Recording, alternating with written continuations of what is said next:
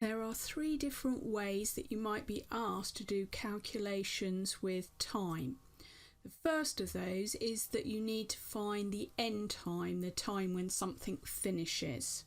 So let's say that we start at 7:45 and the event, whatever it is going to take 1 hour and 10 minutes. And so we're being asked to work out what time that will finish. So this is a fairly simple one. So we start at 7:45. If we add on an hour, we'll get to 8:45. And then if we add on the 10 minutes, we get to 8:55. So that was a nice, straightforward, simple example. We're going to look at another one, same sort of idea, which will need a different technique. So this time our start time is 3:40. And it's going to take 2 hours and 40 minutes. So again, let's start by writing down our start time, 3:40. Now we need to add on 2 hours. So if we add on 1 hour, we'll get to 4:40. 2 hours will take us to 5:40. As you get confident, you might be able to make that jump in one leap of 2 hours. That's fine. So now we need to add 40 minutes. But 40 and 40 makes 80 minutes, and you can't have that as a time. So we're going to bridge, what they call bridge, through the hour. So to go to the next hour would be 6 o'clock. So how many minutes has it taken to go from 5:40 to 6 o'clock? It's taken 20 minutes. We needed to add on 40 more minutes, so that means we need to add on another 20 minutes, which means that will take us to 6:20. So by breaking the time up there that we had to add on and taking things up to the hour and then past the hour, that's just helped us out. So the second type of question might be that we need to find when something starts rather than when it finishes. So this time, let's say that we're given an end time of 11:35, and we're told that the event, whatever it is going to take 2 hours and 20 minutes.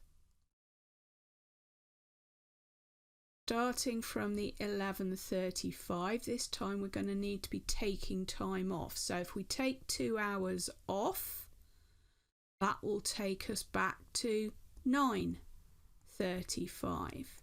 And then we've got to take off the 20 minutes. So that will take us to 9:15. So again, a simple example because the numbers were easy to work with. So let's try something a bit more taxing. So this time our end time is going to be 19:05, and it's going to take 3 hours and 30 minutes. So 19:05 is starting, and we've got to take off 3 hours, so we've got to go back 3 hours, so that'll be 18:17. That will take us to 16:05. So you can see why this one's a bit more challenging, because you can't take 30 minutes away from 5. That just doesn't work. So we're going to go to the next hour, which will be the 1600. So that means we've taken care of 5 minutes. We need to take off 30 minutes, so that means we need to take off another 25 minutes. And so that's going to take us to 15 35. So here's our third type. Here we need to find how much time has elapsed. So we're given a start and an end time, and we've got to work out how many hours or minutes have gone by. So let's start with a simple one again. So let's say that we started at 9:15 and it ended at 12:40.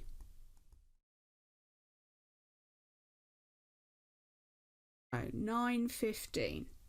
So we're going to get as close to the 12:40 as we can with hours. So 1 hour would take us to 10:15.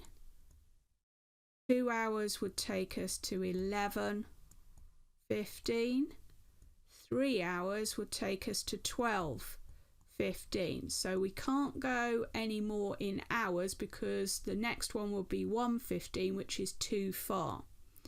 So far we've got our 1, 2, 3 hours. So now we need to work out those minutes. So to go from 12:15 to 12:40, we would need another 25 minutes. So in total, it's taken 3 hours and 25 minutes. So let's try another one slightly more complex. So our start time this time is 14:55 and our end time is 17:10. So first we're going to try and get as close as we can with hours. So 1 hour would take us to 15. 2 hours to 16, and if we tried 3 hours that would take us too far because that would be 17:55. So we've got 2 hours so far. So now we've got to work out the minutes. So we're going to go to 1700 next, which would take us 5 minutes, and then we need to go from there to 17:10, which would be 10 minutes. So altogether we've got 2 hours, 5 and 10 minutes makes 15, so we've got a time of 2 hours and 15 minutes. So now we're going to look at a more sort of in-depth question that's going to involve some of what we've covered already. So James has got a job interview at 10:30 on Tuesday. To get to the interview, he will need to take a bus. It takes 10 minutes to walk to the bus stop, and the buses leave on the hour and half past the hour. And the bus journey itself will take 25 minutes. When James gets off the bus at the other end, it will take another 15 minutes to get to the place where he is being interviewed. So we're being asked, first of all, what time will James need to leave home? So this is a start time question. We're going to start with the end time and going to work out what the start time is. So the end time here is going to be the 10:30, the time of the interview. And so we've got to think backwards. What was the thing that he would do immediately before he has the interview? That will be when he needs to walk from the bus stop to the interview, and we're told that takes 15 minutes. So we need to go back 15 minutes. That will take us to 10:15. So the next thing that he would have done before that would be that he would be on the bus. And we're told that the bus journey takes 25 minutes. So we need to take 25 minutes off. We're going to do that in stages. So we'll take off 15 minutes first of all. That takes us to 10 o'clock. And then because we need another 10 minutes, that will take us to 9:50. So that would be the time when he's supposed to get on the bus.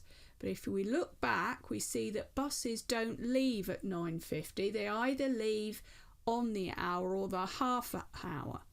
So if he got the bus at 10 o'clock, he would arrive late, because we've already shown he needs to get on the bus by 9:50 at the latest, otherwise he wouldn't have time to walk and get there in time. So we're having to go earlier than that. So the actual bus time that he's going to catch will be the one that leaves at 9:30. So what else does he have to do? He needs to walk to the bus stop from his house, and we're told that takes 10 minutes. So we need to take off another 10 minutes. That will take us to 9:20. So that is the time that he will need to leave home. So B asks us what time he will actually arrive. So you might be thinking, well, he's going to arrive at 10:30. Well, let's see if that's true. So we're going to reverse the process. So we now know that he's leaving home at 9:20. He's then going to walk 10 minutes to get to the bus stop. So he gets there in time for the 9:30 bus. The bus then takes 25 minutes. So that will get him to the bus stop at the other end at 9:55. And now he has to walk for 15 minutes to get to the interview. So we go to 10 o'clock first of all. That adds on the 5. And then we need another 10. So that means he's actually going to arrive at the place for the interview at 10:10. And in practical terms, it's better to be much earlier than much later. Who knows what might happen on the bus? It might run late, for example.